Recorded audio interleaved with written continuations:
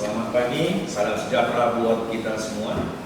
Pada hari ini, KPPN Langsa akan melakukan podcast yang ringan-ringan dan lucu dengan narasumber kami yang sangat luar biasa, Ibu Ayoton Nisa Murad sebagai Kepala Area PLN Mekar Aceh Tamiang. Benar Ibu ya? Benar. Iya benar. Pada hari ini Ibu masih fresh ya, pagi-pagi ya, jelas fresh Bu ya. Iya. Nah ini Ibu jangan terlalu tegang loh Bu, sepertinya tegang sekali. Nah ini ada beberapa Bu yang perlu kita tanyakan terkait Umi Bu. Seperti Ibu Bapak ketahui, Umi ini menjadi salah satu poin yang sangat ditekankan oleh Bapak Presiden. Jadi kita di sini Ibu, kami mohon bagaimana sebenarnya Ibu memperlakukan Umi di Kota Langsa dan juga Aceh Tamiang. Ada beberapa Bu yang perlu kami tanyakan. Nanti Ibu tanya, kami tanya, Ibu jawab. Nanti jangan ini kan kami ya Bu ya.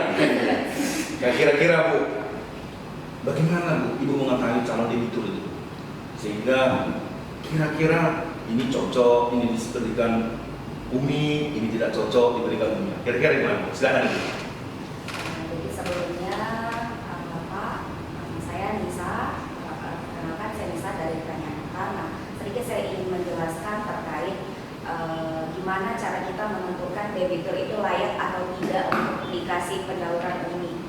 Nah, di situ Pak kita di PNM Mekar sendiri kita punya mekanisme yang namanya uji kelayakan. Jadi petugas kita langsung ke lapangan, langsung ke rumah nasabahnya, dengan nasabahnya itu didampingi sama bisa penanggung jawab, bisa suaminya atau ketua kelompoknya, yang mana saat uji kelayakan itulah ditentukan oh pendapatannya ini sesuai untuk difasilitasi pembiayaannya. Oh ternyata ibunya belum punya usaha, artinya harus dikasih fasilitas usaha. Nah mungkin dari situ dari beberapa referensi dari tetangga misalnya Pak, jadi tetangga yang mereferensikan si masyarakat itu layak atau tidak menjadi debitur kami. Jadi tadi Ibu katakan ada kelompok. Iya. Nah, kira-kira Bu, dokumen-dokumen apa ya? Contohnya kayak saya nanti Bu, kan boleh nggak dapat Umi gitu? Oke. Nah, untuk dokumen-dokumennya kita di sini hanya membutuhkan fotokopi KTP sama KK. Nah, saat uji kelayakan tadi yang saya sebutkan itu aslinya ya Pak, tapi yang diserahkan ke PNM Mekar sendiri itu berupa fotokopian. Kemudian juga ada poin rincian apa aja yang ingin dibelanjakan sama si debiturnya untuk penyaluran tadi. Nah, kemudian juga bisa foto nasabahnya dengan usahanya Pak. Jadi kalau Bapak tanyakan, Bapak bisa atau tidak? Nah, kita Pak ada kriterianya, yaitu tidak diperkenankan untuk pegawai negeri yang jadi debitur kita gitu Pak. Waduh. Jadi tidak sesuai dengan kategori, mohon maaf Pak, Bapak belum Jadi bisa kita ambil kesimpulan ini untuk yang usaha lemah ya, Iya. ya benar. Apalagi yang usaha mikro Bu ya. Iya benar Bu. Jadi kalau secara plafon, tadi kan Ibu kan sudah dokumen-dokumen sudah sesuai. Nah, bagaimana dengan plafon yang Ibu berikan ke debitur tadi? Nah, untuk plafon sendiri di PNM Mekar itu ada 3 produk Pak. Yang pertama itu reguler. Nah, untuk Mekar reguler sendiri itu plafonnya 3 juta sampai 6,5 juta. Nah, tahap keduanya, tahap lanjutannya itu ada Mekar Plus. Nah, untuk Mekar Plus sendiri itu plafonnya dari 7 sampai 10 juta. Dan kelanjutannya setelah si debitur dapat fasilitas Mekar Plus, debitur juga dapat fasilitas Fantas Pak, yang mana plafonnya itu maksimal 20 juta. Oh, berarti sudah sesuai dengan aturan pemerintah yang baru ya? Awalnya kan 10 juta, nah sekarang sudah bisa 20 juta. Luar biasa yang pemerintah kita ini ya. Jadi kalau seandainya Bu, Ibu kan sudah melakukan uji kelayakan, sudah memberikan fasilitas, semua fasilitas baik plafon duitnya. Nah, gimana Bu kalau sempat gagal bayar pula debiturnya? Apa trik-trik Ibu untuk mengatasinya gitu Bu? Sebenarnya Pak, kalau untuk gagal bayar kita sudah prepare di awal dari mulai ketika pembayaran setelah pencairan kan setiap minggunya kita lakukan pembayaran. Nah di saat pembayaran itu kita disiplinkan nasabahnya untuk menabung berapapun itu Pak. Kita tidak membatasi ibunya kelebihan tidak. Jadi berapa yang ibunya punya kelebihan. Jadi kita memang harapannya memang nasabah itu disiplin untuk menabung setiap angsuran setiap minggu sekali. Nah itu prepare yang pertama Pak. Yang kedua, kita juga ada pembekalan PKM bermakna namanya Pak. Jadi kita misalnya di saat kondisi saat ini kan sembako lagi pada naik nih Pak. Nah, jadi kita kasih tips-tips untuk nasabahnya gimana cara mengelola keuangan dengan baik. Itu setiap angsuran, setiap minggunya kita sharing ke nasabah-nasabah kita gitu kan Pak. Nah setelah itu kita juga ada yang namanya pengembangan kapasitas usaha PKU. Nah itu ada periode-periode tertentu tidak ditetapkan untuk nasabah-nasabahnya, dan yang saat ini Pak rutin yang sedang kita jalankan itu adalah program Mbak Maya, yaitu Merdeka dan Berdaya. Jadi ada misalnya judulnya berdagang di media sosial, gimana cara supaya yang saat ini menurut masyarakat itu ekonomi lagi sulit, tapi dengan program ini harapan kami nasabah bisa tetap mengelola keuangannya dengan baik. Berarti dengan cara yang ibu lakukan kecil dong kemungkinannya untuk tidak bayar mereka. Siap. Jadi kan dengan prepare yang sudah kita lakukan Pak harusnya kan kecil ya Pak ya, karena kita dampingi terus nasabahnya. Namun ya kan Pak, resiko bisnis itu sendiri kan pasti nasabah bermasalah. Nah ketika nasabah itu tetap bermasalah setelah kita dampingi itu Pak, kita ada yang namanya sistem tanggung jawab bersama yang biasa dikenal di masyarakat itu tanggung renteng. Jadi itu yang saat ini kami sedang jalankan. Luar biasa ternyata. Iya Pak. Luar biasa. Jadi Bu, berdasarkan yang sudah ibu lakukan, kira-kira plafon maksimum yang ibu berikan ke debitur itu sudah di level berapa? Sudah ada yang 20 juta. Sudah ada 20 juta.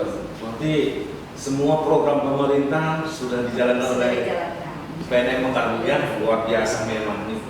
Nah, kita tadi kan sudah ada ibu katakan bagaimana pengantisipasian. Lalu seandainya Bu ada di lapangan, justru petugas ibu pada saat sudah di lapangan ternyata tidak ditemukan ataupun tidak mau mereka bayar. Kira-kira solusi ibu, petugas ibu itu gimana? Yang ibu sampaikan ke petugas, apakah kayak kemarin terlihat booking gitu kan, atau pakai cara persuasif? Nah, gimana Bu kira-kira? Jadi Pak, ketika misalnya terkendala dengan karakter nasabahnya yang Pak, jadi kita udah bekali itu karyawan kita untuk yang namanya awalnya itu pendekatan, kita dengerin dulu kenapa itu bisa bermasalah, terus masuklah Pak ke dalam permasalahan itu, kita coba empati dan endingnya itu harus ada solusinya ke nasabahnya. Jadi kita nggak mau Pak ini harapannya di kita aja angsurannya masuk dengan tidak memperdulikan nasabahnya, dan kita juga tidak bisa untuk memang benar-benar dengerin nasabah tanpa mikirin angsuran minggu kita. Jadi kita gimana cara Pak kita ambil solusinya antara nasabah tidak keberatan, PNM-nya juga tidak ada permasalahan di angsurannya, adalah jalan tiga tengahnya, solusi yang baik Pak. Seandainya Bu, ibu sudah sampaikan ke petugas ibu yang di lapangan, ternyata masih juga nggak mau bayar. Kira-kira ada nggak kemungkinan sinas debitur itu tidak mau bayar sama sekali? Pernah nggak ibu alami seperti itu? Ya, untuk saat ini Pak, alhamdulillahnya di wilayah Asamannya, Wangsa sama Asamannya ini khususnya kan Pak, untuk persentase par itu masih 0, Pak. Jadi kalau ditanya ada atau tidak, ada, cuma tidak yang terlalu signifikan. Berarti boleh mengganggu. Iya, jadi tidak menjadi kendala di area kami. Karena sejauh ini Pak, yang nasabahnya walaupun nggak bayar pun tetap mingguan itu tetap masuk angsurannya, walaupun misalnya kewajiban nasabahnya itu per minggu 100.000 Pak. Nah, tapi tetap masuk per minggunya 20.000, 30.000 sesuai dengan kemampuan nasabah itu sendiri. Dan kita juga ada yang namanya program reschedule Pak. Jadi ketika nasabah itu sudah bermasalah, itu kita fasilitasi program reschedule-nya yang mana yang mungkin angsurannya bisa lebih ringan gitu Pak setiap minggunya. Oke, berarti memang luar biasa. Sampai hal-hal yang sekecil itu pun sudah dipikirkan Bu ya. Wah, luar biasa. Pantas pemerintah yakin dananya akan tersalurkan ke debitur ibu ya Bu ya.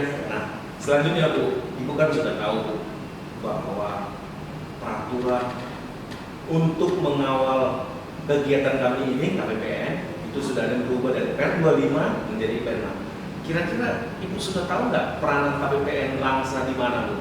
Karena takutnya nanti kan jangan-jangan ini ngapain ini betul apa pegawai KPPN Langsa sosok atau kami gitu, gimana, Bu, menurut Ibu? Kalau untuk Per 6 PB 2022 ya Pak, Siap. ya. Sebenarnya itu kita sudah jalani di area kita, di wilayah kita, dan KPPN sudah berkoordinasi langsung terkait untuk permintaan dokumennya mungkin Pak yang nanti akan dicocokkan. Mungkin dari secara datanya, bahkan KPPN sendiri sudah terjun langsung ke debitur kita untuk memastikan bahwasanya antara data dengan realisasi di lapangannya itu sesuai.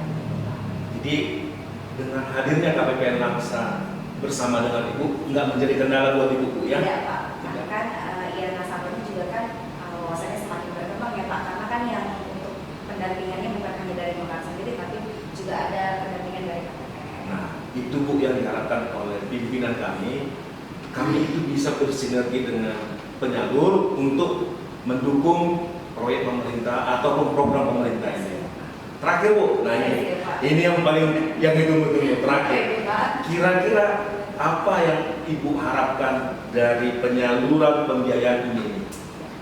Nah, untuk harapan kita ya Pak, dan khususnya dari PNM sendiri adanya pembiayaan ini awalnya nih Pak, nah nilai kita mungkin hanya baru 297 nasabah. Nah, harapannya kan itu terus berkembang Pak, sampai mungkin bisa seperti nasabah kita Pak yang sudah melampaui dari 20.000 nasabah misalnya kan Pak.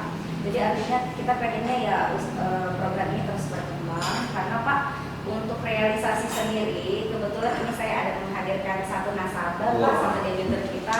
Luar biasa ini Pak, pendampingan sungguh ya. Iya Pak, jadi kan supaya bisa lebih realisasinya gitu kan Pak, lebih kelihatan yang awalnya belum punya nasabah, belum punya usaha, saat ini belum punya usaha, bahkan sudah punya karyawan Pak nasabah kita sama Ibu Cut. Luar biasa, Ibu Cut ya.